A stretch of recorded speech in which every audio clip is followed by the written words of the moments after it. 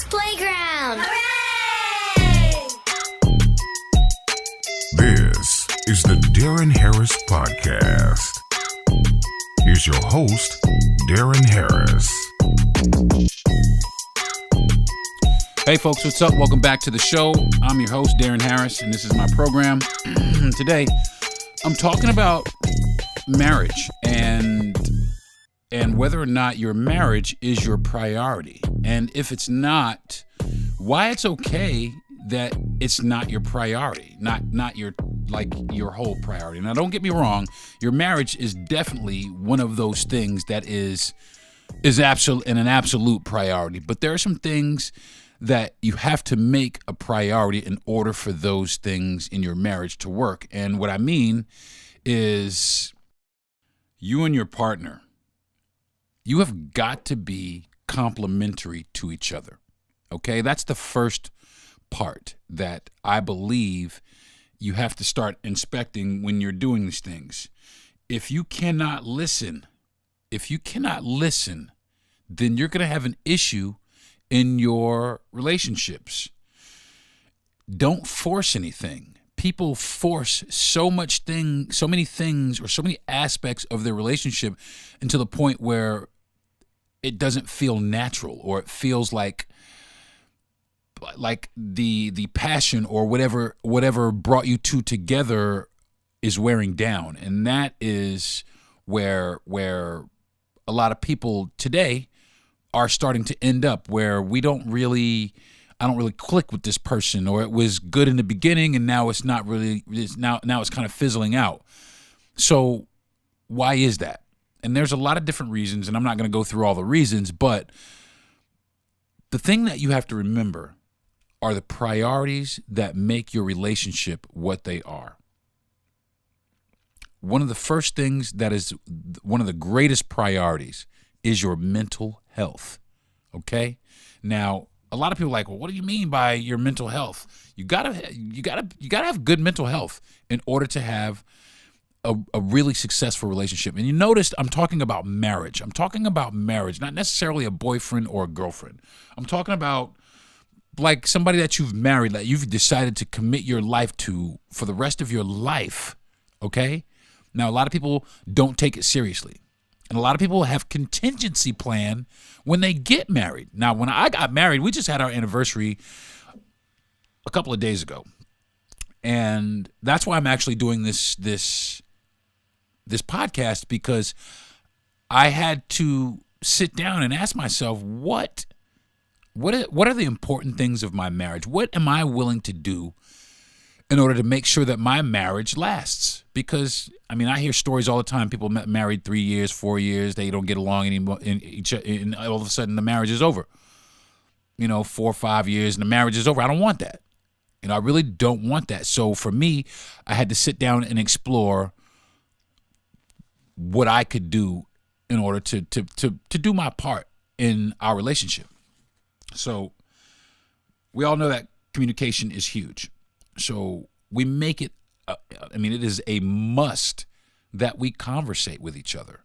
It is a must that we conversate, not just about, like life-changing stuff, but I'm talking about just random shit, random everyday shoot the breeze shit. You know what I'm saying? It's good to be friends with your person. It is good to be friends. And it's important to spend time as friends, not just as intimate lovers, because that comes, especially if you cultivate a good friendship. One thing I can say about my wife and I is we have an excellent friendship. On top of that, my wife is my best friend. I mean, like for real. We are inseparable. We do everything together. We don't care what it is. We don't want there's never like a guy's night out or a girl's night out. There's never any of that, because we just choose to be around each other because we complement each other so well that everything we do just feels incredibly natural. So if there's something cool that I'm going to experience, I don't want to really experience it unless my wife can experience it with me. That right there bonds us more together. The fact that we spend all the time, all of our off moments. We're probably one of those rare couples who really don't spend a lot of alone time. Our alone time involves each other. Every now and then, she might sit over and read a book, or I'll sit over here and play a game or make a beat or something like that. But for the most part, everything we do together, and that strengthens our relationship. That has deepened our relationship so much because we find out that we have a bunch of things in common.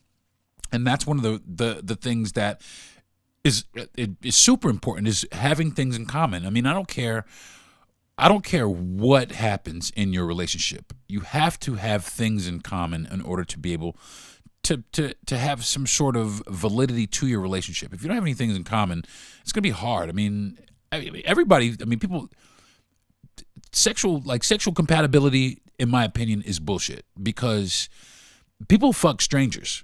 I mean, they'll straight up fuck strangers. So that to me has no bearing on the longevity of a relationship. Now, it's good in the beginning, and it starts, and everybody's like, wow, and there's fireworks and all kinds of shit, and everybody's naked all the fucking time, and that's cool. But after a while, what you got after that? If you don't have anything outside of that, then your relationship really begins to deteriorate. So you have to make sure that you have something else besides that. You know what I mean? So, these important things that we look for, are these important things that we try and implement in our relationships. They sometimes elude us because of real life, because of work, because of, my show is on, et cetera, et cetera. I'm listening to my favorite podcast, whatever the fuck it is.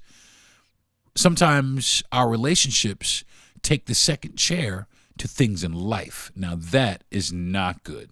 Okay? When your marriage starts taking second chair to shit in your life, then it's a problem.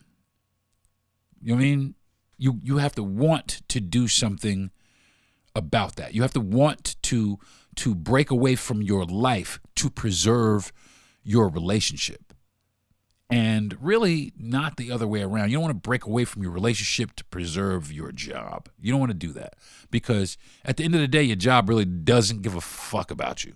I mean, really, I don't care how many bonuses they give you. I don't care how much they pat you on the back, or I don't care how many employee of the month plaques you have sitting behind your desk. At the end of the day, you fuck up 2-3 times, you done. You fucked up in the game around here. You get written up one too many times, and it's over. Your marriage is supposed to be forever. The person that you choose is supposed to be that person for you forever, through thick and through thin, no matter what. So you have to learn that in this situation, it's like this for me. It may not be like this for anybody else, but it's like this for me. There is nothing that I'm doing that is more important, that I can't break away to help my wife with something, or to listen to my wife, or to do something with me. There's nothing like, I do it like this. When I'm done working, I'm done working, okay? I clock the fuck out. I'm done. I'm trying to clock the fuck out. I'm this guy. Oh man, I gotta hurry up so I can get to my wife. I'm not the other way around, man. I just want to work a little bit more. I'm trying to get done so I can be over here, because I don't want to work a little bit more, because I want to be with my wife. I want my life with my wife to stand out more than my work life. And a lot of times it's the other way around. People are so busy achieving and so busy going to get the bag that they neglect the person that they chose to be with. And what ends up happening is, when you neglect somebody too much, eventually the shit is over.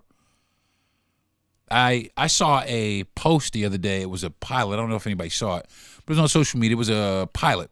And the pilot was gone. He came home. He was gone for a few days, I guess, a week or something. And he came home, and his wife had got a little German Shepherd puppy. And this motherfucker was livid. He was upset. So I commented, man, calm down. Be lucky it's a German Shepherd and not another man. And people lost their, he's going out and, bringing home the bacon. He has to come home to another mouth to feed, more responsibility. Man, come on, man. You have to understand. If you're going to leave somebody, especially if you got a job like that where you leave somebody on a regular basis, if you leaving somebody, man, you have to have like total and complete trust. But if you continue to come home, and your wife is happy to see you, but the first thing you do is, when you get, instead of walk over to her and say, hey, baby, how you been? I love you. Now let's talk about the dog. Even if you're upset about it, the first thing when you walk in, especially after not seeing your wife for a couple of days, in that situation, especially not seeing your wife for a couple, the first thing you do, man, is you walk in and you kiss your wife and you let her know that you missed her, you love her, and you appreciate her, unless you don't. And if you don't, then that's a conversation then you need to sit down and have with her. And if you're not trying to do that, then you're a fucking coward. Simple as that. You're lazy or you're a coward. One of the two. But you need to learn that when you're doing things like this, when you got a profession like that, and you leave somebody alone like that all kinds of things can happen. So what do you need to do? You need to reassure that person that you are their person so that they can reassure you. And like I said, of course, unless you don't give a fuck. If you don't care, then it doesn't really matter now, does it?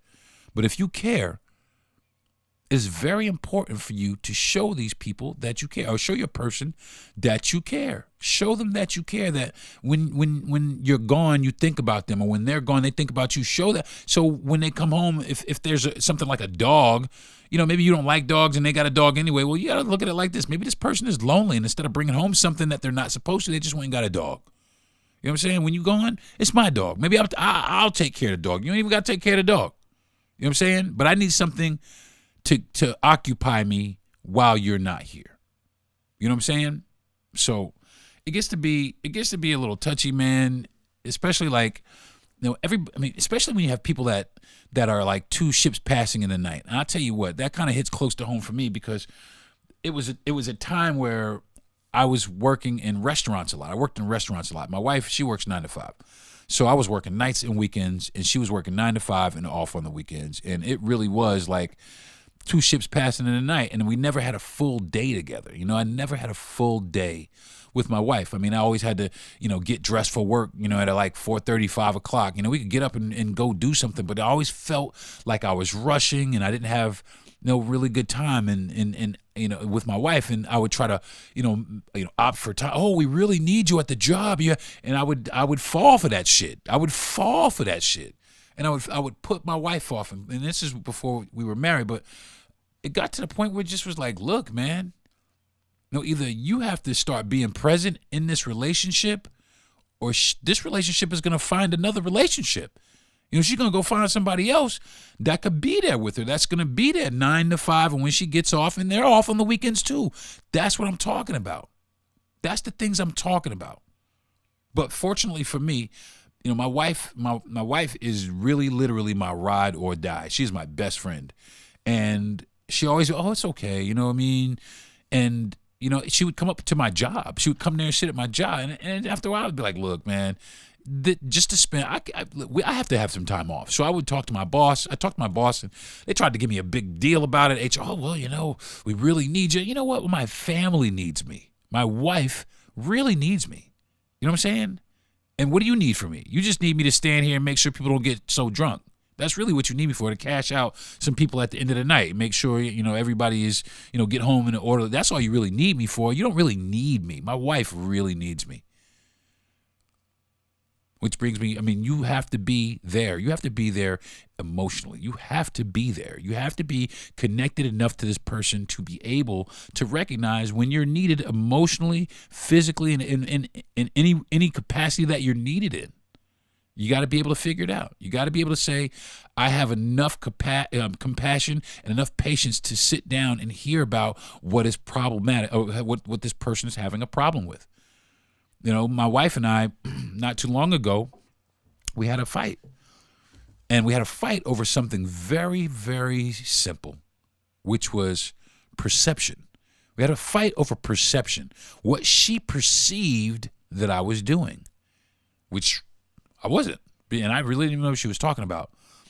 And what happened was this. We were at Whole Foods, and we were looking around for some produce, and we were about to walk out of the produce section, and she said, do we need any other produce? So I started looking around the room. I'm looking around, and I'm naming off fruit. How about apples? No. How about oranges? No. How about, limes? No. And right before I said my next line, she said, you can go ahead and look if you want to, and stomped off. I'm like, what are you talking about? What are you talking about? What are you talking about? No, go ahead. You go ahead. You go ahead, but just make no mistake about it. I don't know what you're even talking about. And what she was talking about, I guess there was a woman that was also in produce that was in my line of sight that she thought that I was lollygagging and trying to observe or look at. And I don't get down like that. I just don't. I'm 54 years old. I don't need to get down like that. I was a bartender in New York City. You know what I'm saying? I don't need to get down like that. I've already gotten down like that. And it just doesn't hold any, I don't get excited about that shit. You know what I'm saying? Maybe if I was a younger dude, maybe, but listen, I don't have time for that shit. I really don't. And the older you get, you realize how much you really don't have time for that shit. You know what I'm saying? So we had a big fight about it. And really big, to the point where I was ready to walk home 50 miles. And I left the store. I threw the keys down. I put her phone down, and I left the store, and I walked out. And I walked out, and I walked, and I walked, and I walked my ass off for a while. And she called, and I wouldn't pick up the phone. And then she called a few more times, so I finally picked up the phone. And she started yelling, and I'd hang the phone up because I'm not going to take that. Simple as that. I'm just not going to take it because I know where I'm at in this relationship. Now, if you're having some issues about being insecure, what you need to do is learn how to communicate that, which she has. And since then, we've had a better time communicating about some things that we may be uncomfortable with. And that is another point. You have to be comfortable with discussing things that are not comfortable, but you have to do it in a way where you have tact, where you're not accusatory, as not to, start fires in your relationship. That's the one thing you don't want to shoot yourself in the foot. You really don't. You don't want to beat up your teammate. You don't. Your wife or your spouse is your teammate. You know what I mean? Your lifelong teammate. You don't want to damage that, because when you damage that person, you damage yourself. And both of y'all you got a damaged, fucked up relationship. You can avoid the damage a lot by sitting down and learning to communicate.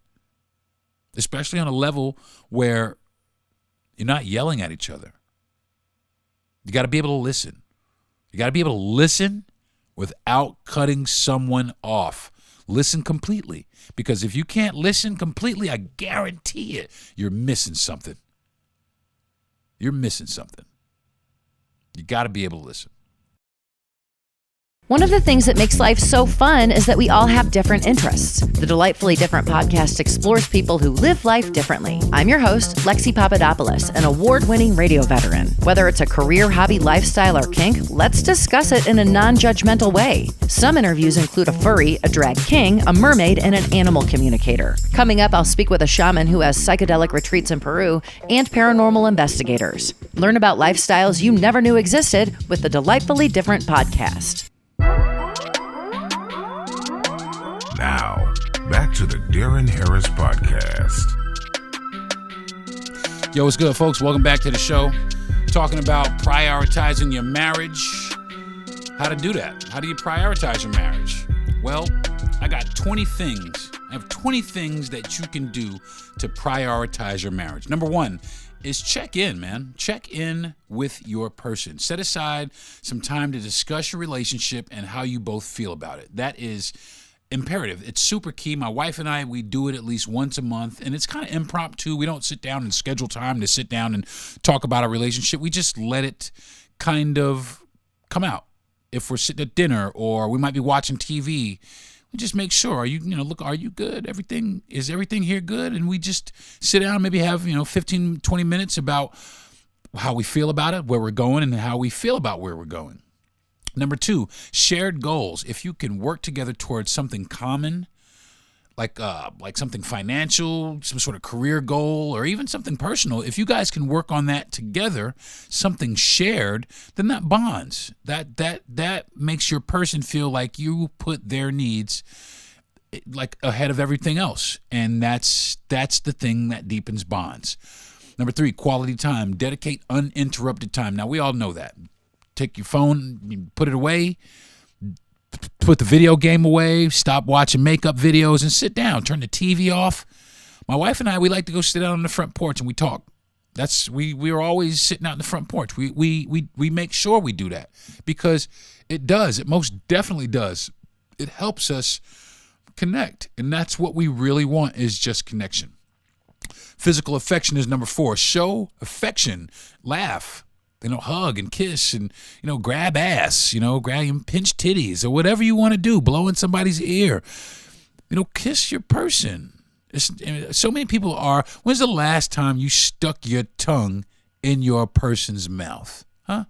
When's the last time you actually had a real passionate kiss? That's one thing that my wife and I, we made, and we stick to it. One thing we do is we kiss passionately every day. Every day. We kiss passionately every single day. I make sure I grab her by the back of her head, and I try to put my tongue as far down her throat as I can. And sometimes she'll come and do the same thing. And that's awesome. Acts of service. Help each other with tasks and chores and all kinds of stuff like that to kind of alleviate some stuff. My wife works a lot. I podcast. I'm going through therapy and other things, but my wife works. So I make sure that everything's done. So when she gets off work, she doesn't really have to do anything. So when she gets off work, she can relax. She can focus on relaxing I just got clocked out. Now I got to wash the dishes. Or I just clocked out. Now I got to mop the floor. All that stuff. So I try and make sure that, I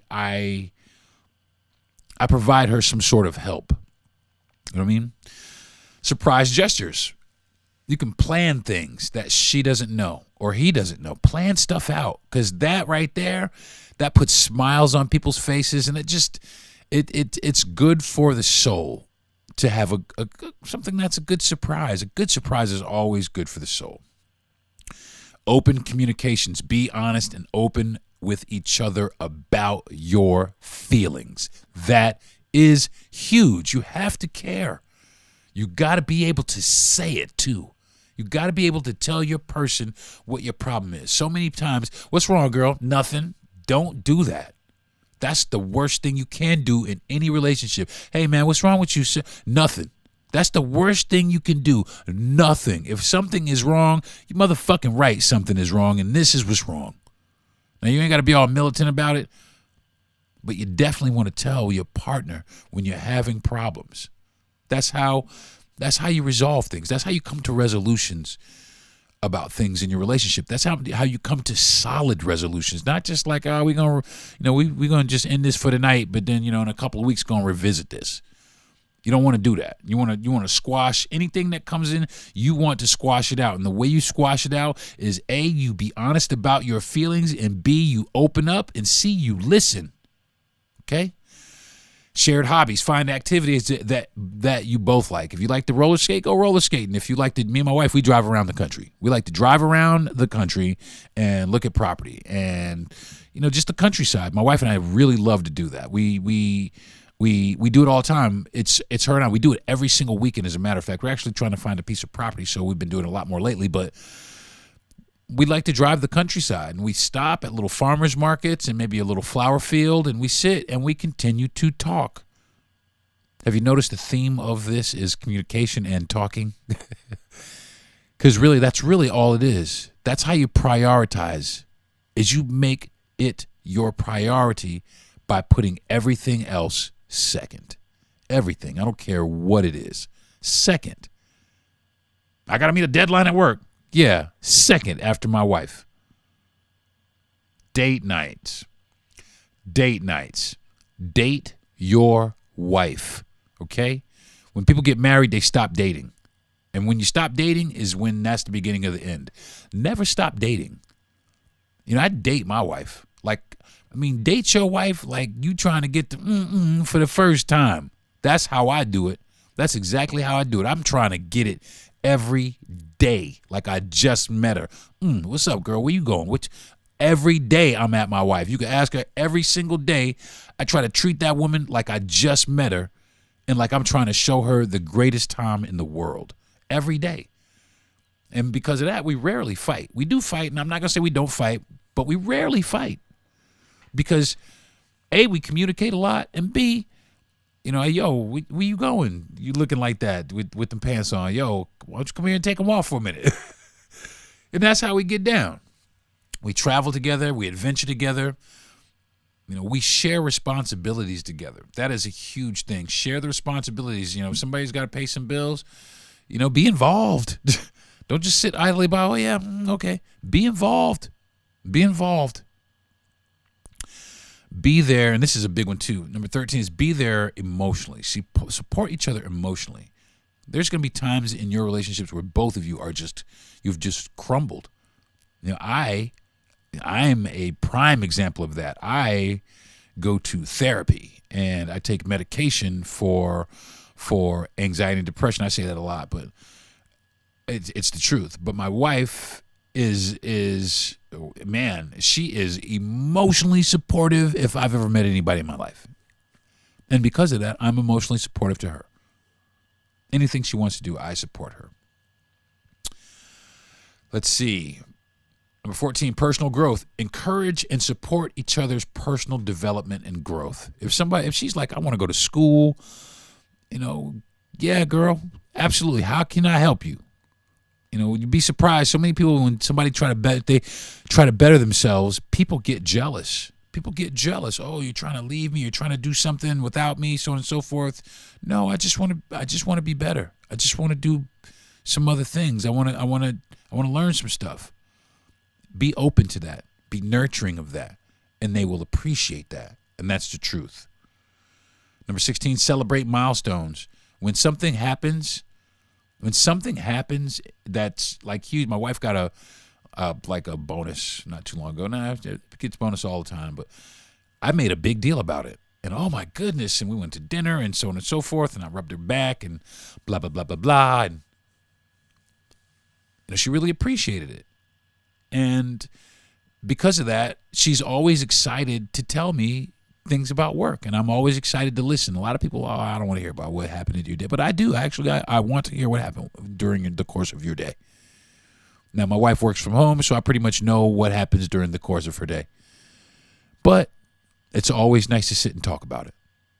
Even though I know what's going on, even though I know what's happening, it's always nice to sit down and let her tell it to me. You know what I mean? It doesn't hurt anything. It just makes things stronger. Friendship is huge.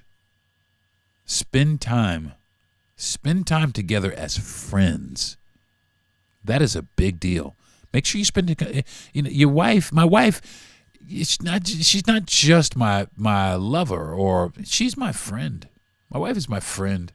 If I have a problem, I can sit down with my wife and she will give me advice like a friend would. The reason why is because she's my friend. She's my best friend.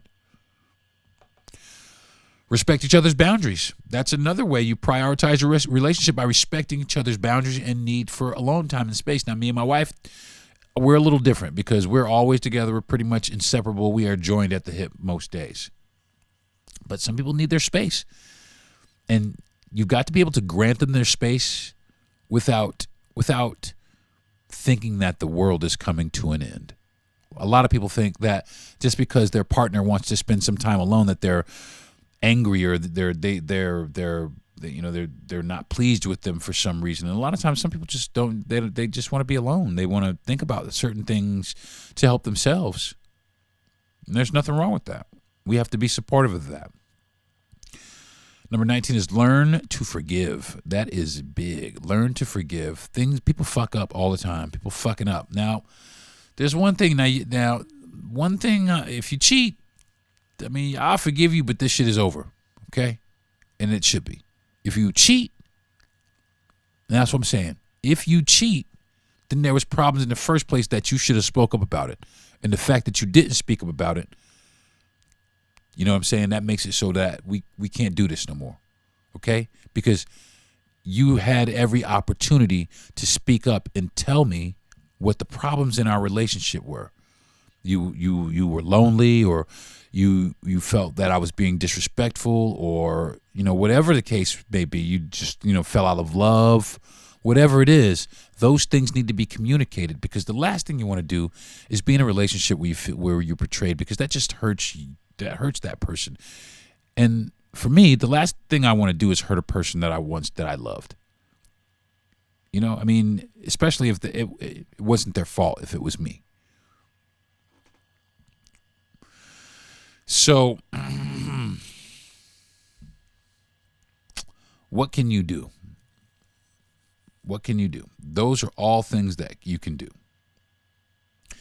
to make sure that your relationship is your priority.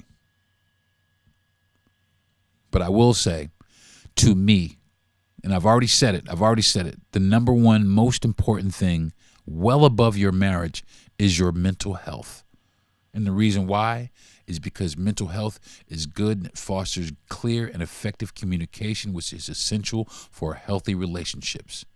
Empathy, being mentally healthy, allows individuals to empathize. You ever think about that? Empathy, man, it's serious. You got to understand your partner's perspective. You got to understand where your partner is coming from. You also have to have conflict resolution. And that's your mental state of being. If you have conflict resolution, I mean, it enables you to sit down with your partner and think rationally in times of turmoil. And when you're more, it helps when you're more grounded. You know, you just have better, like, resolution outcomes. Like when you can think more clearly. Intimacy. Believe it or not, mental health affects libido.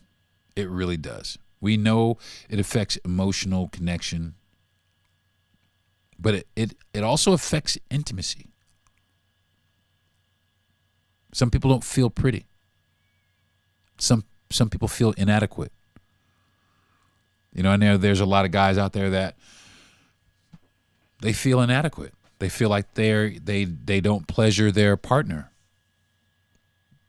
And they feel anxiety, like their partner is going to leave them for someone that does pleasure them, or that they believe will pleasure them. And that creates a lot of anxiety in a relationship.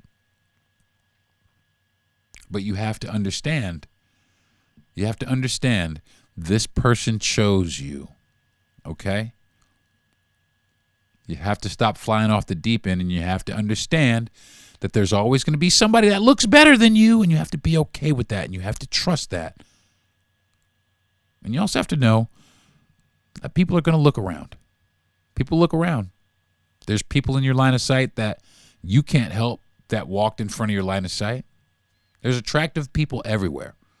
But what you have to understand, or what you have to convey to your partner, is that it's only about them. It's only about them. And right there, that creates a good mental state, good mental well-being. When somebody can be in a situation and have tunnel vision for their person. Like I said, there's people everywhere. People are going to look around. But I have tunnel vision for my wife. And I'm proud to have tunnel vision for my wife. And I thank her every day that we're able to sit down and do the things that we do. We're able to go the places that we go. We're able to communicate the way that we communicate. We're able to resolve our conflicts easily. We don't fight a lot, and we make it a point. We make it a point to be in love. And that is what it's about. That is how you prioritize your relationship, is you make it a point to be in love You make it a point to maintain and cherish and nurture the love. Okay? Now, I know that's corny as hell, but I think I'm entitled One Corny Podcast. But I don't think this is real corny, man. I think it actually is. I mean, it helped me. If it doesn't help you, I get it. I understand. But it definitely helped me, man. It definitely helped me to be conscious of these things in my relationship, because I think I got a great relationship. I just had my second wedding anniversary this past week, and I love my wife more than I ever have. And people say it all the time, but it just gets stronger and stronger every day. And I'm so blessed, and I'm so thankful that she swiped right.